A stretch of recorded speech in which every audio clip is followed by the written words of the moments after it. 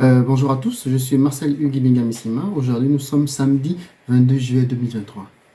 Et ça est avec une énorme tristesse que je vous fais cette vidéo du jour parce que j'espérais qu'on a un état de droit.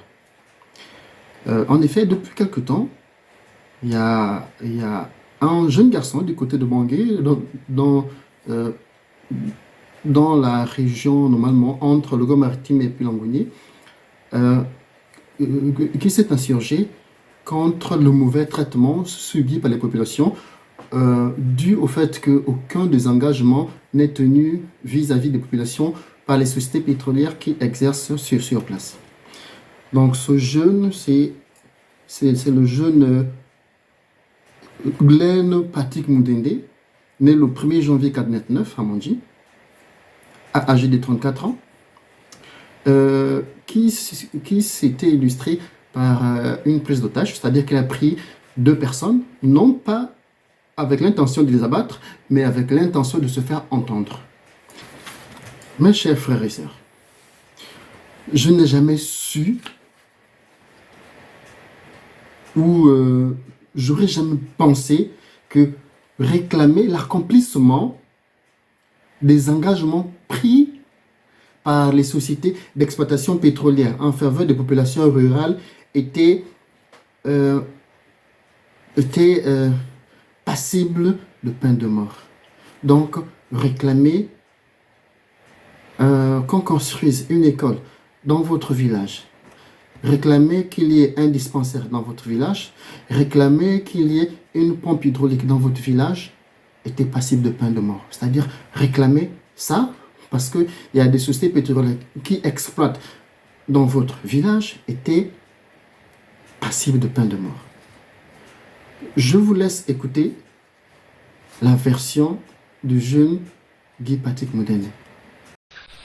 Mange cet argent. Ils ne veulent pas lorsqu'on essaie de revendiquer ce qui doit nous revenir de toi. Ces entreprises ont signé des partenariats avec le département dans le cadre social qui va accompagner les riverains, les populations qu'ils ont trouvées dans des projets tels que l'éducation, la santé, le travail et le financement parfois de certaines bourses. Mais malheureusement, nous ne voyons pas cela. Les politiques viennent, ils implantent leurs entreprises et gèrent le travail agricole. Puis ils payent les gens quand ils veulent. 5 mois, 6 mois après. Tout ça, les gens doivent accepter. Que quelqu'un te fasse travailler pendant 6 mois, il ne te paye pas, tu dois l'applaudir. Et quand il vient te payer, il te donne 1 mois sur les 6 mois qu'il te doit. Ça, ce sont les hommes politiques de notre département. Et leurs entreprises est venue supprimer le peu que nous avions même déjà obtenu avec ces sociétés. Les soins. Ils ont récupéré le social. Nous n'avons plus rien. Plus de dispensaires, plus d'écoles. Et dans la zone dans laquelle nous vivons, toutes les rivières sont polluées. Nous n'avons pas d'accompagnement en eau. Aucune pompe hydraulique ou villageoise même n'existe dans le village. Pas d'électricité. Pourtant, eux-mêmes, ils s'alimentent à travers le gaz depuis leur station. Et nous sommes à quelques kilomètres d'eux. C'est vraiment regrettable.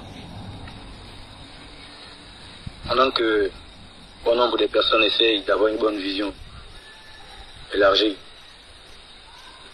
Donc tout récemment, j'ai appelé le préfet de Mandji pour vouloir lui expliquer un peu la situation, essayer de voir comment on pouvait aborder le sujet. Mais le préfet n'a même pas voulu m'écouter. Il m'a juste menacé. Il a raccroché. Le commandant de brigade de même. Tout ça parce qu'eux aussi, ils sont sous la ouette des hommes politiques à cause des pots de vin. quelles étaient les revendications de ce jeune homme? Il dénonçait, entre autres, la prolifération des agences d'intérim, c'est-à-dire la prolifération des prestations qui emploient les gens, leur payent non seulement un salaire misérable, mais en plus, non seulement les salaires qui sont déjà minables viennent en retard, parfois de 3, 4, 5 mois, mais en plus, ces agences d'intérim ou prestations de services là ne payaient pas les retenues sociales et fiscales. C'est-à-dire que dans le bulletin de salaire au Gabon, lorsqu'on te fait un salaire, on te coupe tout de suite la CNSS, la CNAMGS et puis à la fin d'année, tu payes l'IRPP, plein de taxes que tu payes. Mais cette société, malgré le fait qu'elle les coupait dans les bulletins de salaire des employés, ne les reversait pas à la CNSS. Du coup, il y en a qui ont fait 3, 4, 5, 10 ans, lorsqu'ils vont, sans être assurés en plus, mais les dossiers sont fournis, l'argent est prélevé, mais jamais reversé. Donc, lorsque ces employés, à la fin du contrat, aller du côté de la CNSS pour se rendre compte, ben, il était dit que non, rien n'était payé, rien n'était reversé dans leur numéro CNSS. Et là, ce jeune Glenn Patrick Mundende s'était illustré comme ça, et c'est ce qu'il dénonçait. Il dénonçait aussi le trafic d'influence dans ces régions. Il dénonçait l'absence sociale, parce que lorsque les sociétés s'installent, il y a ce qu'on appelle des conventions qui sont mises en place entre les populations locales et puis les sociétés pétrolières qui viennent exercer. Parce que je peux vous dire que les sociétés qui exploitent le pétrole dans Bangui, il y a Shell, il y a surtout Adax et Perenco. Le jeune n'a tué personne. Il s'est senti menacé. Il aurait pu tirer sur quelqu'un, mais il a préféré tirer sur la personne sans pour autant l'atteindre. Bon, sans pour autant le tuer. Vous voyez? Et par la suite, il s'est enfui en forêt. Ayant caché les deux personnes, pour se sentir en sécurité, il allait prendre une autre fille dans un site de Perenco. Toujours au même endroit. La fille n'a pas été brutalisée. Je pense même qu'à partir de maintenant, parce que ces personnes pourront témoigner si éventuellement une enquête était ouverte. Mais je peux vous dire que c'est ces personnes, que ce soit la fille et les deux jeunes qui auraient été pris par Guy Patrick là, je vous demande de vous cacher parce que désormais vous êtes en danger. Ce jeune qui réclamait des meilleures conditions de vie pour la population, qui réclamait des écoles dans son village, qui réclamait l'électrification, qui se plaignait du fait que les rivières étaient polluées parce que dans nos villages, les gens vivent de pêche, d'agriculture et puis d'un peu de chasse. Mais les rivières sont polluées. Donc le fait qu'il se plaint de ça, il a appris une procédure peut-être pas très bonne, mais au moins il a eu le moyen de se faire écouter. Ce monsieur que je vous présente là, il s'appelle monsieur Yves Baraswaga, né le 1er janvier 67 à Lekoni, c'est dans le Haut-Ogooué. Je ne sais pas s'il est gendarme ou bien commandant en chef de la gendarmerie nationale ou général, mais je sais juste qu'il a dépêché une brigade spéciale de Libreville jusqu'à Mandi, aller abattre ce jeune.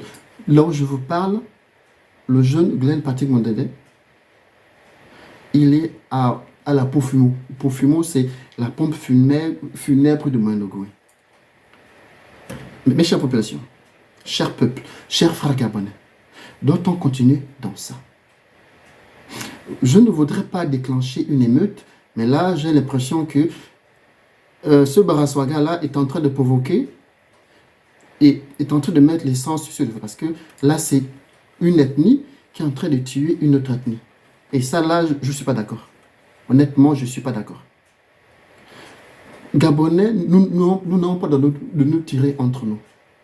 Maintenant, s'il faut se tuer entre nous, Moi, je suis prêt à prendre les armes, je descends au Gabon. Je sais ce que j'ai à faire.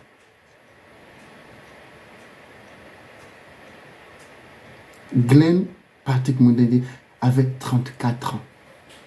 Sa maison a été incendiée. Là, lorsqu'il a été arrêté, il a balancé l'arme, il a levé les mains. Il a dit, ne tirez pas, je me rends. Vous savez ce qu'ils ont fait?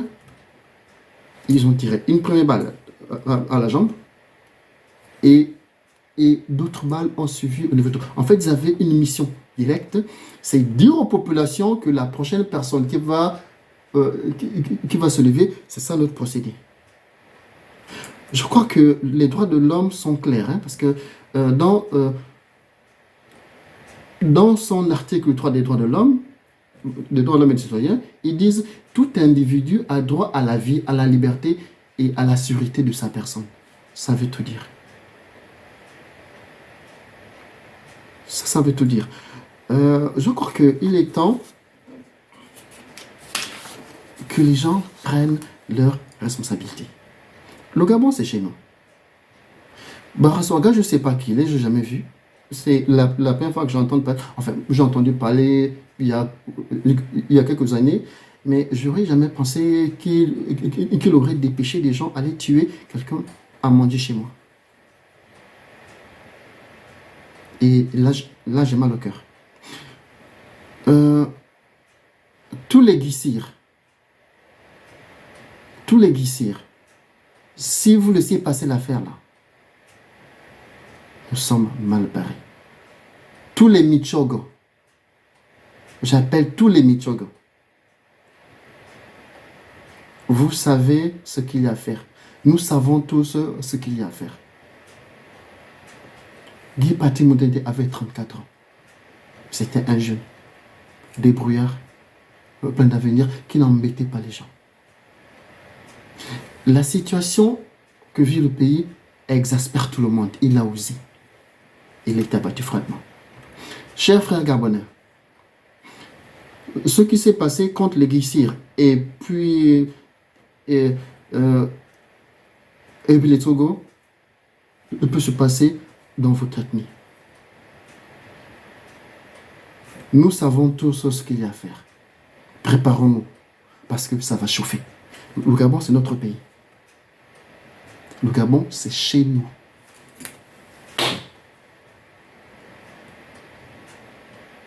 Le Gabon, c'est notre pays.